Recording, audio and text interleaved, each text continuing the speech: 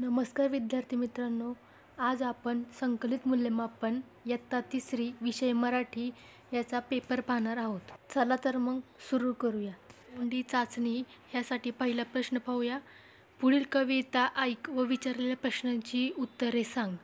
दिलेली कविता वाचायची आहे आणि मागे दिलेली प्रश्नाची उत्तरे सांगायची. तव्यावर पोळी टाकल्यावर पोळीमध्ये काय बदल होते ते सांग. पोळी तयार करण्यासाठी काय काय करावे लागते त्याची कृतीक्रमाने सांग. तुझ्या घरी स्वयंपाक करताना तू कोणकोणत्या कामात मदत करते ते सांग. हा पहिला प्रश्न होता. दुसरा प्रश्न पाहूया. पुढे एक वर्तमानपत्रातील बातमी दिली आहे, ती वाच व विचारलेल्या प्रश्नांची बरोबर उत्तरे सांग. स्क्रीनवरती आपल्याला एक जाहिरात वर्तमानपत्रातील एक बातमी दिलेली आहे, ती वाचून खालील दिलेल्या प्रश्नांची उत्तरं सांगायची आहेत. प्रश्न पहिला, अवकाळी पावसामुळे कोणावर संकट आले ते सांग. प्रश्न दुसरा, वाऱ्यामुळे कशाचे नुकसान झाले ते सांग. प्रश्न तिसरा, पिकांचे नुकसान झालेल्या शेतकरी दादाला भेटल्यावर त्यांना तू कोणते 2 प्रश्न विचारशील ते सांग. पण आता पाहिलेले सर्व प्रश्न हे तोंडी चाचणीचे होते. आता आपण लेखी चाचणीचे प्रश्न पाहूया. प्रश्न तिसरा, आईने दुकानातून किराणा सामान आणायला पैसे दिले, ते तुझ्याकडून हरवले, असा प्रसंगी तू काय करशील? योग्य वाक्य पुढील चौकटीत बरोबर अशी खूण कर. अ. मी आईला खरे सांगून पुन्हा पैसे मागेल. आ. मी आईला खरे सांगणार नाही. ह्यातील आपल्याला योग्य वाटणारं उत्तरासमोर बरोबर टिक करायचे आहे. प्रश्न चौथा, खालील घटना वाच व पुढे काय घडले असेल ते कल्पना करून लिही. आदित्य व सुहानी मैदानात खेळत होते.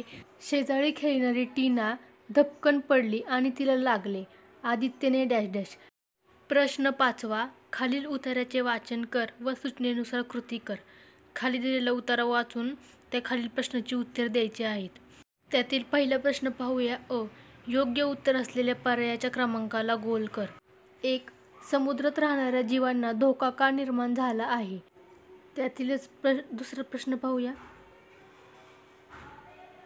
बाजारात जाताना कोणती पिशवी घेऊन जाऊ नये? प्रश्न आ.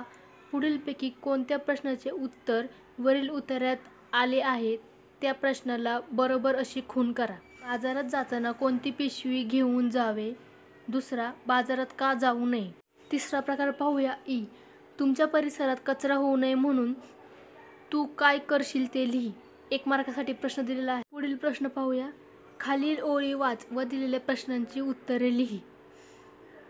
दिलेल्या ओळी वाचायच्या आहेत आणि प्रश्नांची उत्तरे द्यायची आहेत. त्यातला प्रश्न पाहूया. पहिला, सानूला शब्दांचा अर्थ ओळख व योग्य शब्दाला गोल कर. पर्याय दिलेले आहेत. लाडका, लहान, सोनेरी, मोठा. यातील उत्तर आहे लहान. प्रश्न दुसरा, भास्कर या शब्दाला समान अर्थाचा शब्द नसलेल्या पर्यायाला गोल कर. पर्याय दिले आहेत. आकाश, सूर्य, रवी, प्रभाकर. भास्कर या शब्दाला समानार्थी नसलेला शब्द आकाश हा आहे. पुढील प्रश्न पाहूया. इ. अफाट शब्दाचा वापर करून अर्थपूर्ण वाक्य तयार कर व लिही. जसे, आई वडिलांचे त्यांच्या मुलावर अफाट प्रेम असते.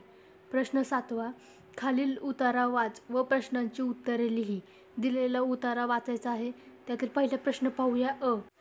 खालील दिलेल्या पर्यायापैकी पुनरावृत्तीदर्शक शब्दाला गोल कर. प्रश्न दुसरा. आ.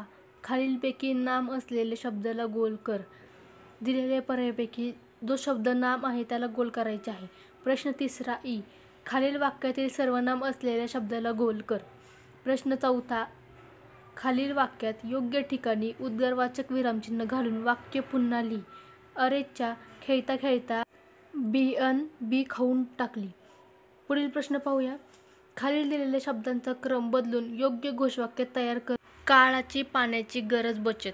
दुसरा, जेथे तेथे पाणी भविष्य. पुढील प्रश्न पाहूया. परिसरातील सहलीला जाताना तू कोणती काळजी घेशील याविषयी 3 वाक्ये लिही. परिसरातील सहलीला जाताना आपण कोणत्या गोष्टीची काळजी घ्याल हे लिहायचे आहे. पुढील प्रश्न पाहूया. सूचनेनुसार कृती कर. पुढील विरामचिन्हे ओळख व त्यांची नावे लिही. प्रश्नचिन्ह व उद्गारवाचक चिन्ह दिलेली आहेत. पुढील प्रश्न पाहूया. आ. पुढील वाक्यातील चुकीच्या विरामचिन्हाला गोल कर. बापरे, केवढा मोठा साप तो. वाक्याच्या शेवटी स्वल्पविराम दिलेला आहे. पुढील प्रश्न पाहूया. प्रश्न 11वा. खालीलपैकी दिलेली जाहिरात काळजीपूर्वक वाच व पुढील प्रश्नांची उत्तरे लिही. जाहिरात दिलेली आहे ते वाचून प्रश्नांची उत्तरे द्यायची आहेत. प्रश्न पहिला अ. वरील जाहिरात कशाची आहे? या प्रश्नाचं उत्तर आपल्याला जाहिरात पाहून लिहायची आहे. प्रश्न दुसरा आ. आदर्श जनरल स्टोअर कोणत्या शाळेजवळ आहे? प्रश्न तिसरा इ. हमखास या शब्दाला समानार्थी असलेल्या शब्दाला गोल कर.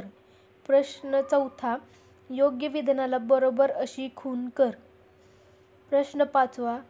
जर गोपाळने वरील दुकानात 5 जुलैला शालेय साहित्याची खरेदी केली तर त्याला भेटवस्तू मिळेल का? का ते लिही.